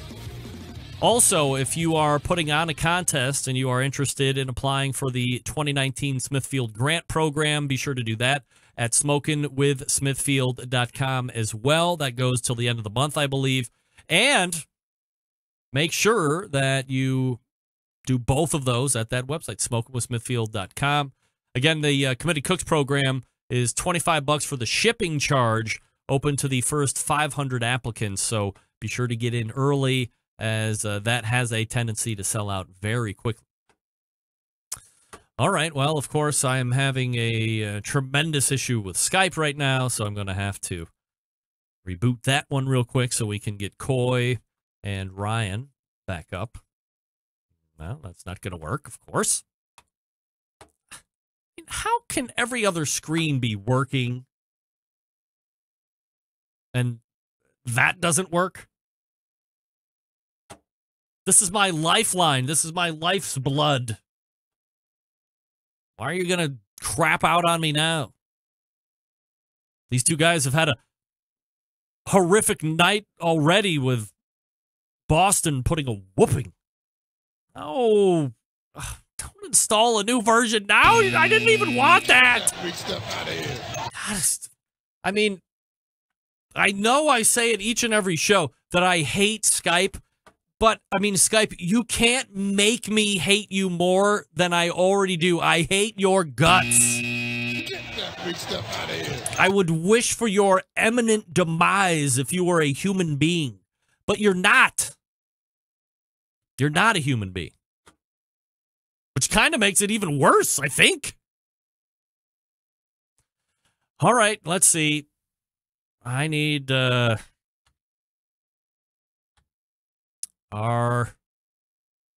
we go. Jeez. I mean, it is such a pain in the ass. It used to be so easy with Skype. It really did. And then they decided to just unanimously screw with it to a huge degree and making it terrible. But whatever. All right, folks, we are on a roll when it comes to pit builder discussions, and tonight we keep that trend going. If you are on the market for a pit or a grill or a pellet cooker, just to name a few, then you might want to pay special attention to the next segment or two. So let's go ahead and race the Traeger Grills hotline and welcome first-timers to the show, Ryan and Coy from Pits and Spits. Gents, how are we this evening? We're okay. We're okay. I think you've captured some of our emotions. So yeah, well, I mean, you get an early call or a late call to go to the Astros game, only to have your hearts ripped out by a grand slam. Oh, jeez, the bastard's nerve, right? I was lucky enough to be able to see that launch angle, and there was no doubt about that one either. So yeah, that was all hope was lost. That was a hit, no doubt. So. All right, guys. Well, I appreciate you joining me here this evening. It's Ryan and Coy from Pits and Spits. I guess before we get into the cookers and so forth, let's go ahead and grab a quick history on each one of you, where you're from originally, where you might be now, maybe what you've done even in the past, if it hasn't always been with Pits and Spits. So let's go ahead and start with Ryan, and we'll go down the line. Yeah, so I'm Ryan, for any of those that don't know our beautiful faces. I've owned Pits and Spits for about 4 years. I originally grew up in a small town outside of Houston called Belleville. Went to the University of Texas, and several years later after graduation, I found myself owning a 35-year-old pit manufacturing company that was looking for a little life in it. So I've been doing that since, and have really, really enjoyed it. And I feel like we've done a lot of interesting things here. So hopefully, everyone else agrees. So, Ryan, how about you? Hi, I'm Coy. If you've called in, you probably talked to me first. I'm an endangered species. I'm a native-born Houstonian. I grew up down near Galveston. Went to a little school we like to call Yale by the Jail, which was U of H downtown, or Harvard on the Bayou, as we like to call it, and did a stint in oil and gas. As most of us that have been in there any time became semi-retired from oil and gas, and that usually means a layoff. But started doing the outside sales work for Ryan a couple of years ago, and things progressed, and things have just gone the way they have, and we're going to ride the train. Ryan, I don't know if it seems out of the ordinary that a pit manufacturing company would come up for sale, but I mean, how do you stumble across the opportunity, and what struck you as having that be an opportunity you'd want to take at that point? Yeah, so my grandfather was a rancher. We grew up. I was in ag, a couple times. I'm going to brag on myself. I was our best welder my senior year of high school. And so when I was kind of deciding that, doing the corporate thing or really having someone else tell me what to do all the time wasn't really for me, and looked at a few different opportunities, and I saw this one and thought, it's a good brand, got a loyal customer base, kind of just needs some TLC, and I kind of get it from a physical perspective, and it just made a ton of sense. So that's how we found it. So can you give me the elevator story of Pits and Spits if people aren't familiar? Yeah, so Pits and Spits is one of the originators of the offset smoker pit when it comes to a commercial perspective, meaning that back in the early 80s, you couldn't really go to Home Depot, not just because Home Depot didn't exist, but you couldn't go to a big box store and buy an offset smoker and take it home with you. Yep. People at that time were still making pits out of bricks or traditional pits in their backyard, in the ground. And the guys, there's two sets of brothers, they're actually stepbrothers, that founded Pits and Spits. Really took it from kind of a hobby to a business itself. So they owned that for 15 to 20 years, and then when we got a hold of it in 2014. we really try to invigorate that spirit and bring that same high quality as well as, high touch look to the backyard for as many people as possible. Where did the name come from? It is, it's just a play on a barbecue pit and a spit. So just as obvious as it seems, nothing hidden or anything like that? Correct. There's no one that's ever been associated with the business name Pits or Spits, which is actually pretty funny. I mean, I've had several people ask me which one I am, and I just, depending on, what kind of mood I am, I either agree or just look like I've never heard of it. So, Coy, being the sales guy here, or one of the sales guys, Houston especially ripe with some of the most prolific pit makers in the history of pit making. You guys, of course, pits by JJ Pitmaker, Richie Robin from Gator Pit, David Close, obviously a legend in the pit making industry. Why is Houston like the centerpiece of pit building? How did that come to be, you think? Well, in ancient times, they used to say all roads led to Damascus. And in modern times, with oil and gas, all roads lead to Houston. This is where the action is. This is where the business is going to be done that makes the world go round. So when you talk about barbecue specifically, rig hands like to eat. And they like to eat good food that's cooked on big pits.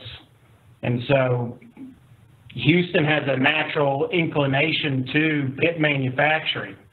For a while, our main business was doing barbecue trailers that would go rig site for, I don't know, probably 15 years.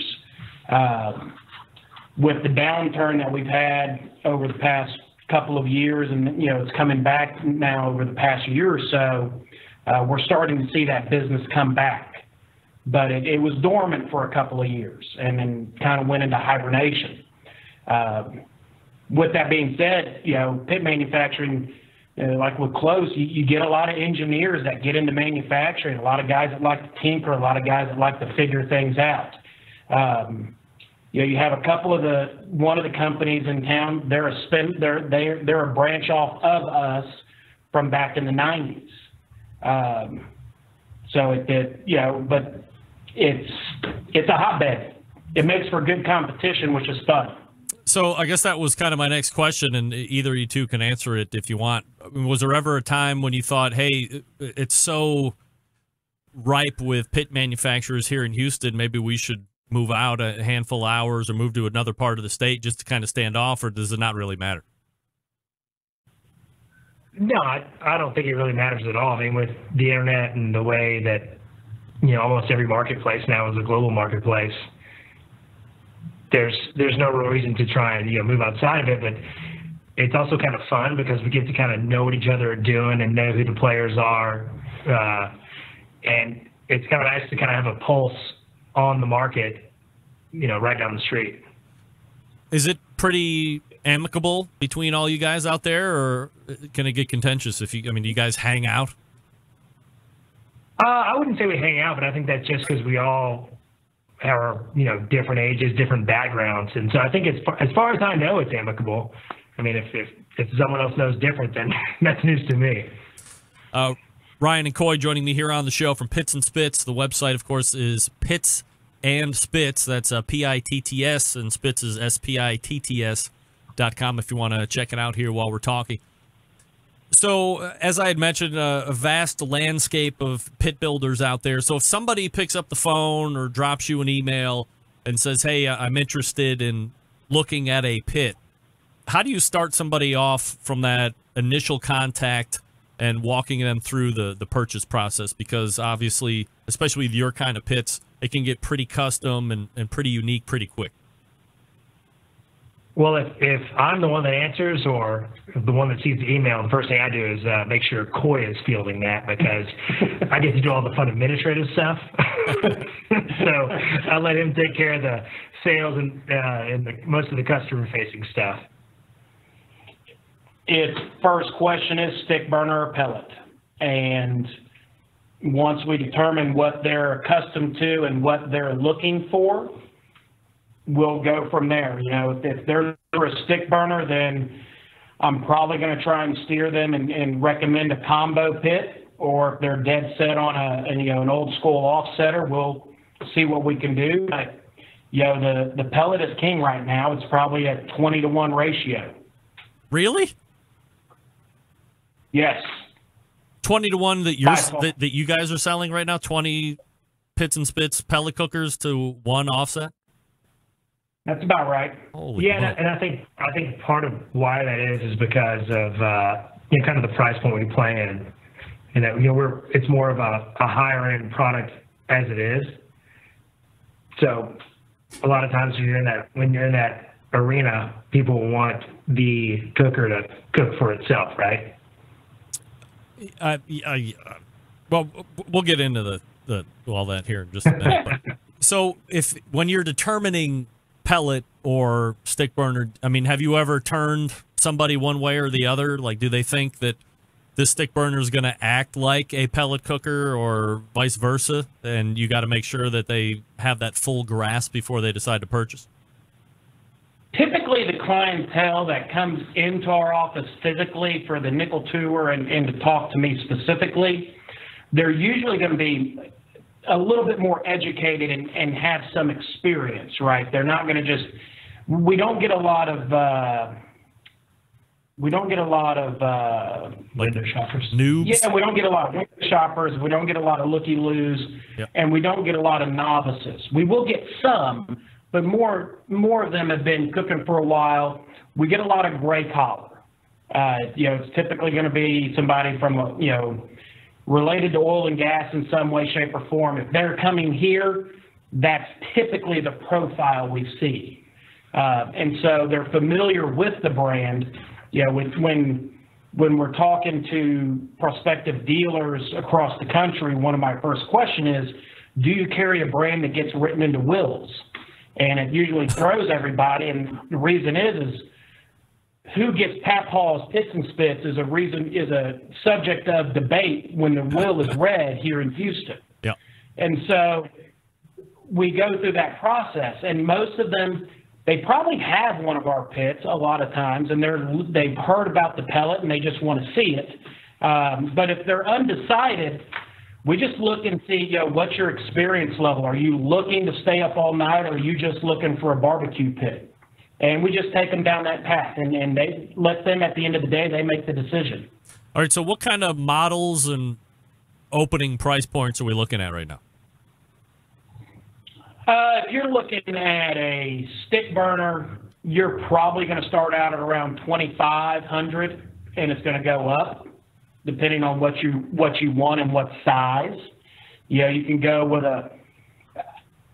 I like to start folks at a 24 by 36 as far as the footprint, and it goes all the way up to 30 by 60. Then, of course, with the pellet has a little bit lower entry point on the price. You can get the Maverick 850 starting at around $1,750, all the way up to the big boy, to the 2000, which is going to start out at around $3,000. But it's 2,000 square inches of cook space. It's a beast. We'll get into the pellet cooker here after the break, but from a offset pit side, do you stock anything like ready to ship out, or is it all custom built no matter what? And if it is, what kind of a lead time are you looking at right now? So in this business and in dealing with steel, no, we do not keep inventory. There are no pits on the showroom floor that you can take home with you. Typically, lead time, of course, is the giant in the room that everybody's concerned about. With a pellet, you're probably looking at 3 to 4 weeks to ship. With a stick burner, I like to have that around 5 to 6. So, I mean, that's a pretty tight turnaround compared to like a Primitive or a Moberg, or some of these guys are a year or 2 years or 5-6 months out. And that's the earliest. In the back. I'm sorry. We've got some great guys in the back. Yeah, well, I mean, at 3 or 4 weeks, I mean that's a huge turnaround. So, they've been doing this for, on average, 12 years, and so they can make anything from a backyard pit all the way to we can take the biggest, piece of sheet metal that our roller can process and turn that into kind of a commercial trailer offset smoker in about a month. So right, and so it's all relative, right? So part of the reason why we're at 3 to 4 weeks is because the demand is currently high, right? We've had a very good market response to our product, so there's a lot of demand. If all things were equal, the guys could pump out a pit probably in a day, a single, right? But as it stands, where our production is towards its 3 to 4 week lead. And we do everything we can to make it as short as possible, but there are some things you can't cut corners on quality. From a signature line, I know that you guys carry a Jess Pryles or a JP line of cookers. Do you have, or have you done other signature lines, or do you have other ones that are going to be coming out? That's the only one we've done at this point. Jess has been a good friend of ours for a few years, and she took a lot of care and thought when she designed that pit, and it made a lot of sense to us. I think if there may be other opportunities to do signature lines, but I think as of right now, we just want to be the best at what we do. I know that's kind of a generic response, but that's really, we want everyone to feel like they're getting the best product they possibly can when they buy one of our products. All right, guys, can I hold you over for one more segment here, and we'll get a little bit more in depth on that pellet cooker? Sure. Sounds good. Stand by. We're talking with Ryan Zobrel and Coy Christoffel from Pits and Spits. So stick with me here through the break. I will talk to you quickly about Southside Market and Barbecue. Established in 1882, Southside Market and Barbecue, the oldest barbecue joint in Texas. They've been owned and operated by the same family for 3 generations. They offer premium Central Texas barbecue products, slow smoked over real wood, shipping, distributing, manufacturing sausages for companies across the U.S. From food trucks to multi-chain restaurants, Southside Sausage can be on your menu too. All meats are processed in the on-site USDA-inspected facility, a trusted partner with a focus on quality and authenticity. Wholesale options available, shipping nationwide via FedEx. Food service distribution through Cisco, U.S. Foods, and Martin Foods, some of the biggest players out there in the industry. Co-packaging capable. From research and development to package completion, they can follow your recipe or help you develop something brand new. Private label opportunities also available. What does that mean? Well, that means if you have a barbecue restaurant or you're a food truck and you want to add your own brand of sausage, but you want to use something that Southside already has available, they will take their beef sausage or their cheddar jalapeno sausage, and now they'll put their name on the package, put your name on the package, and away you go. So it looks like it's yours, but it's really a tried and true product of Southside Market Barbecue. By the way, everybody's winning. Here's what you do. Hit the website, southsidemarket.com, for more information. You get 10% off when you order all of your online stuff when you use coupon code BBQ Central. One word, lowercase, BBQ Central. And that's online orders only, southsidemarket.com. That's southsidemarket.com. Ryan and Coy coming up out of the break. Pits and Spits. Stick around. Be right back.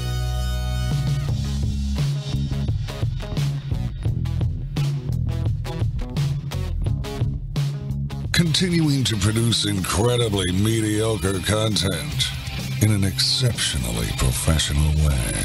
You're listening and watching the Barbecue Central Show. Once again, here's your host, Greg Rampey. All right, welcome back. This portion of the show being brought to you by Fireboard. Monitor up to 6 different temperatures simultaneously. Connect to Wi-Fi for cloud-based monitoring or connect via Bluetooth. If you have Alexa or the Google Assistant in your home, you're in luck because Fireboard is fully integrated with both, learning new skills each and every day. Find out more by visiting fireboard.com or call 816-945-2232. That's 816-945-2232. And we are rejoined by the dudes over at Pits and Spits, Ryan and Coy. Gents, appreciate you hanging with me through the break there. All right, so, I see, as we had just mentioned, that Pits and Spits offering the pellet-fired cooker now. And, for many traditional pit builders that there are in your area, it seems both perfect. This is just me talking, by the way. It seems perfect and ridiculous all at the same time that a traditional pit builder would get into this market. And here's what I mean. There are already lots of pellet cookers out there on the market today, varying degrees of quality, price points, you name it. In your area, there aren't, in your particular area, there aren't things that will break. But when you introduce electronics, augers and controllers, you're introducing items that at some point will fail. Then you need to have that customer service in place to back up the product. Was the market or the customer base in that much of demand to Pits and Spits saying, hey, we want to have a pellet cooker, or did you decide to bring something to market because you saw the pellet industry itself becoming more and more popular? So it was kind of a mixture of the both, in that we had a specific builder of ours here in town that kept asking us about making a Texas-made pellet grill. And so we said, okay, we'll look into it, started giving it a shot, kind of figure out how that would work. And then, this sounds kind of crazy, but like we literally had like a test version of this product on our floor, a couple of years ago. And this guy walks in, he's literally there to buy like wood or spices or some type of just, add-on or, ancillary product. And says, hey, what is that? And say, oh, it's a pellet grill we're working on. And says, is that like a Traeger? So shout out to the sponsors on that one. Yeah, appreciate that. Is that like a Traeger? And I said, well, yeah, it's kind of like that. And, mechanically the same. And then he says, okay, how much is it? And I told him what the price was at the time, and he said, okay, I want one. I'm like, really? Did you actually want this thing? And he said, yeah, man, I'm 65 years old. I've owned one of your smokers for 25 years. Like, it's too damn hot down here for me to go outside every day. And I said, that kind of makes sense to me. So we started looking at it and started, thinking about what we could do to make it better and really just make it our own. And it took us quite a while to do that. And we kind of did a soft launch, and it worked great. And we've got guys, all over the country now that have bought into it. And, like Kevin at Unique Meats up in Minnesota, and, Dan up at Super One in Idaho. And, it's been fantastic. So these guys that are like, really seasoned in that market, kind of gave us a really strong look and a real quality test run, and let us know that we were onto something. And so we said, man, let's just go full bore into this, because that's really the only way we do things down here. And we've just kind of answered the demand since then. So when you're putting it together, you're going through prototypes and you're getting something that you feel comfortable taking to market. Obviously, it probably started out as one, and then you probably had ideas of other related models or bigger versions, but you start with one. What were the key components or the key features and benefits that you wanted to have integrated into the Pits and Spits pellet cooker that either wasn't easy for me to say, right? But something that maybe wasn't existing out there, or that was going to differentiate your pellet cooker? So the first thing we did was we found the most popular brand out there, and we bought one. And looked at it, and I was thinking, man, like this thing, I feel like at this time, just my offset smoker, our offset smoker is so much better than this pellet grill. Yeah. From a feel perspective. And I'm thinking, how do I make that work? And my foreman, who's a guy who's been with us for 25 years, walks up and just says, hey man, we should cut off that electronic part and just put it on our grill, put it on our smoker. And I'm thinking, that's the craziest thing I've ever heard in my life. And that's what we did. we took a Pits and Spits offset smoker, instead of putting a firebox on it, put a pellet hopper onto it and cooked on it and said, man, this thing performs actually better than what we tested out. And so that's kind of how it started going. And what we like about it is that, it's like it's our guys building it. It's the same quality, the same, thickness of metal, same paint, same stainless, everything that we do with our offset smokers, but with some technology added to it, right? So we're not trying to reinvent anything. We're just trying to make what we've done and what the market has and combine them and make it better. So how are you putting in like a PID controller, and what kind of a customer support backup do you have if it fails or somebody doesn't know how to set it right? I mean, people want to pretend like they're real tech savvy, but the minute you put something that's fairly simple electronic in front of them, they become the dumbest people on earth. So how do you back that up? So with the PID controller, we went out and found, we use Roanoke, who is a fantastic controller supplier. And they're based in the U.S. And so we have a great relationship with those guys. We spent a lot of time programming and tuning a controller on the front end for a lot of the kind of non-human errors. I don't know if that makes sense, but things that could happen when you're not there or not pressing the buttons. And as far as the support goes, when we talk about like the Wi-Fi especially, we let people know like, hey, if you want Wi-Fi, we don't think you need it because it's a pellet grill, but we do offer it. If you have questions on it, let us know. Shoot us an email, give us a call. We try and check voicemails several times over the weekends, and we, I think we do a pretty good job as being responsive as possible to email. We've also had a few guys, ironically the same guys I mentioned earlier, Kevin and Dan, as well, like Dino Dan out in California, who are responding to people's questions in our Facebook groups. And so, we've got a lot of partners in this thing and a lot of great advocates across this product set.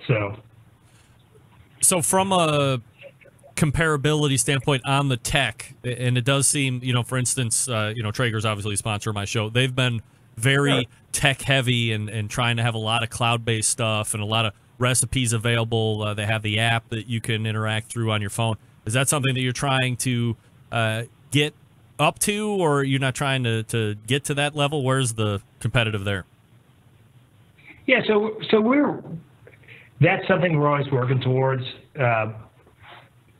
It takes time. We're obviously much smaller than Traeger. I mean, we like to run lean and mean over here. I think that recipes is something we're certainly working towards, and having a more fulsome app. And by that I mean our app works great and it's got a lot of functions on it. But as far as the recipes, the cook programs, kind of a more how do I say more community, but forming a community within the app itself. Those are all things we're working towards, and we're working with Roanoke on making those happen. So we're just a little ways out from those. So we are definitely trying to get those in place. All right, so there's 3 different size pellet cookers to choose from. You'd mentioned the big one and the entry model, but there's obviously a middle one there as well. What are we looking at from a cook space? And let's use like either briskets or pork butts so we can get an idea of capacity. Yeah, I'll tee that one up. So we usually have this conversation about 10 to 15 times a day. All right, so let's make it 16. To hit on a point real quick. Yeah, that's right. To hit on a point that we hit on earlier, when we talk about lead times, one of the things that we've done over the past year is build that dealer network. And what I'll always promote is if you've got a dealer in your state, go to them first. If it turns out that guy was your high school bully and he scares you, then you can come to me. But other than that, we really want people to focus on going to our dealers. Yeah. You know, we've built a really strong group with Eric over at the BBQ HQ in Simi Valley, Rob Fox on the East Coast, Harry Sawshot down in Augusta. But on the sizes, with the Maverick 850, what you're going to get is you're going to get 7 and 10 gauge carbon steel on the barrel. You're going to get 7 and 10 gauge 304 stainless on the hood, fully welded construction. It's cooking space, no. I know, but I'm going through the process. He wanted the show. He's going to get the show. That's right. And as far as cooking space is concerned, on 850, I can do 3-packer briskets. We're not doing flats. We don't do points in Texas. It's going to be a full packer. Yep. On a 1250, you can do about 6 packers, and on a 2000, I have done 9, wow, and I probably have room for about 3 more. Really? Yeah. So we're talking like 15 to 16-pound briskets or so? They all 9 of them were between 12 and 15 pounds trimmed. Okay. That's pretty huge capacity. Yeah, it's a fat boy. It likes to eat. Pellet hopper capacity. 35 pounds on the hopper. Does have a hopper empty chute on the back. You've got the PID controller with the intelligent meat probe. As far as pellet consumption, you know, if you're in smoking temps, you're going to burn probably about 1 pound, maybe 1.15 an hour smoking. That's also going to play into ambient temperature, right? If you're some of these guys up north that like to go out in sub-zero weather and cook, it's going to chew some pellets. That's a lot of steel to heat up. But if you're in moderate climates, you're looking at about 1 pound an hour. Temperature range. I was just going to say, on the hood, is it like a dual wall or something like that, or would you suggest using a welder's blanket?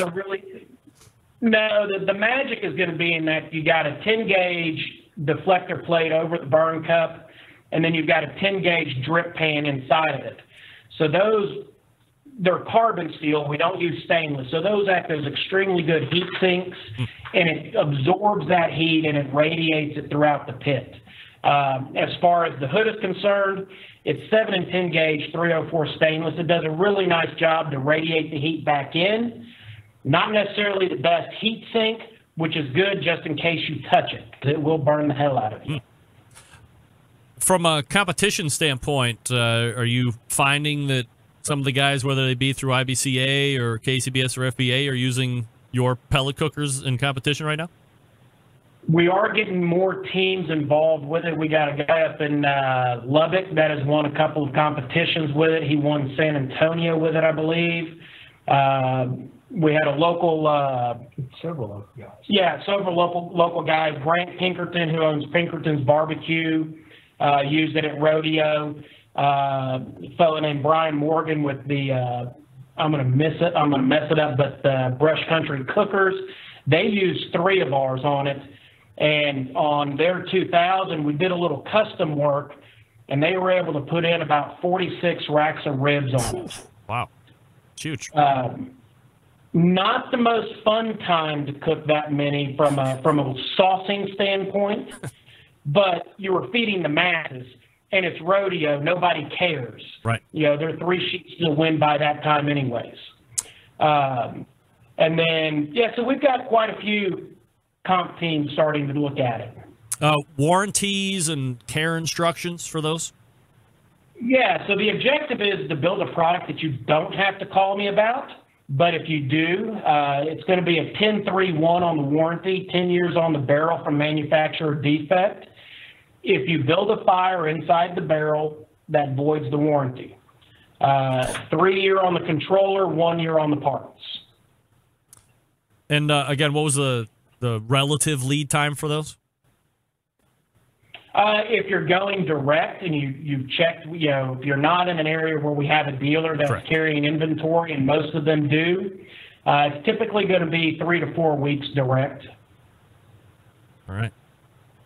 And is it a constant build out for dealer network? I mean, you talk to one company and, hey, we just want to pull either direct through the internet or go on Amazon, and then the next guy wants to go out and build a network of, those fireplace and barbecue and grilling shops so they can teach the owners, and then they can also in turn teach the end user to. I guess in the end, you're looking to reduce any returns through education and taking away those questions that, because people have no patience anymore. They don't understand something, and then they're like, oh, F it, well, we'll just return it. This kind of takes the guesswork out of it when you're pulling through dealers versus just online, correct? Yeah, and most of our dealers, we go through a vetting process, right? It's not just call up and say, hey, I want to order 10 pits. We're going to have some conversations with these guys. They're going to be educated. They're going to have good business sense. My number one rule is to do good business. And they're going to know their customer base, which is why I prefer the dealer network, right? I have no clue what the people in Yonkers want versus Houston. So I definitely prefer that. As far as, and I think that, at our price point, we tend to attract the more educated, customer or consumer that these guys have done a ton of work on their end to understand, what they're buying and what they're investing in. And they tend to also know who their dealer options are around us. But I'll also say from a dealer perspective, our dealers are guys that, like, they know the product set, they know the market, they buy into it, and every one of those guys that do that, they succeed, and they're really fun to have around, if that makes sense. I mean, I feel like I'm kind of cheesing it up because it probably sounds like I'm trying to make all of our dealers feel better, but I sincerely mean that. They make our lives a lot easier, and they kind of feel like our coworkers as opposed to our dealers. It's Pits and Spits, and the website is pitsandspits.com. Check them out. They got the offsets and, of course, the pellet cookers that we were just talking about here during this segment. It's Ryan and Coy. Guys, really appreciate the time tonight. Thanks so much for doing it. Thanks for having us on. Appreciate it. You got it. There they are, Pits and Spits. I said it without screwing up that time. Thank goodness. All guests appear via the Traeger Grills hotline. Just took a screenshot of it. Like it. Yummy. So if you are in the market for a brand new barbecue pit and you're looking for something offset and something that has been around for a while, Pits and Spits, certainly synonymous with a long-standing tradition and some of the more revered offset cookers out there in its 30-plus years, but now offering into the pellet cooker market. It still seems a little odd that the offset guys want to get into the pellet line, but from a business perspective, I mean, if you can make it competitive and worthwhile, makes perfect sense. Hey, speaking of pellet cookers, let's do it. Let's talk about Traeger. That's right. Behind every great meal is a great grill, but not just any grill, a Traeger grill. And the Timberline is Traeger's most advanced grill yet. It allows you to grill, smoke, bake, roast, braise, barbecue like a pro, no matter what your level, thanks to the incredible wood-fired taste. Seriously, you don't know flavor till you're cooking with it. Traeger grills use all-natural hardwood pellets, so you're actually cooking with flavor. From low and slow smoked ribs to a seared steak, even a baked apple pie. That's right, Traegers can handle it all. The Traeger Timberline makes it even easier thanks to the Wi-Fi capability. You can check on your cooks and kick up temperatures. Also, set custom cook cycles. Find a Traeger at a local Traeger dealer or check them out online at TraegerGrills.com. That's TraegerGrills.com. Last but not least, if you're looking to beef up the barbecue game, Traeger shop classes are going coast to coast, bringing barbecue knowledge and amazing wood-fired food everywhere they go, taught by professional pitmasters. You'll take home all the skills you need to reach barbecue glory. Find a shop class near you today or sign up at TraegerGrills.com/shopclass. That's TraegerGrills.com/shopclass. And we are back to wrap the show. Stick around. We'll be right back.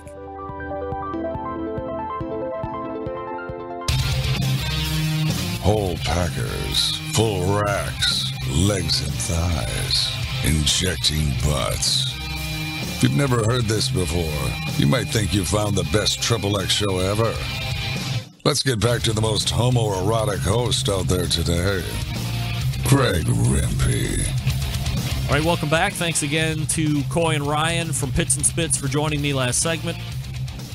Again, pitsandspits.com is their website, and check them out to learn a little bit more about their product. Hope you like the story and the in-depth dive on the products. Hey, all the way back in the first hour, we talked with Steven Reichlin, Barbecue Hall of Famer, and Barbecue Central Show guest Hall of Famer, recently inducted as early as the last hour. We also talked with David Marks, Operation Barbecue Relief, talking about their 2 deployments in Florida and a new deployment going out in Texas as they are starting to flood out right now. OperationBBQRelief.org. That's OperationBBQRelief.org. Smash the donate button and give till it hurts. Really good things are happening over there. OperationBBQRelief.org. And then in the second hour, Pits and Spits, Ryan and Coy. That's pitsandspits.com. Check them out. Big show planned for you next week, as always. September 11th, 2001. I will never forget. Until next Tuesday at 9 p.m. Eastern Standard Time, this is your program host, Greg Rempe, saying good night now.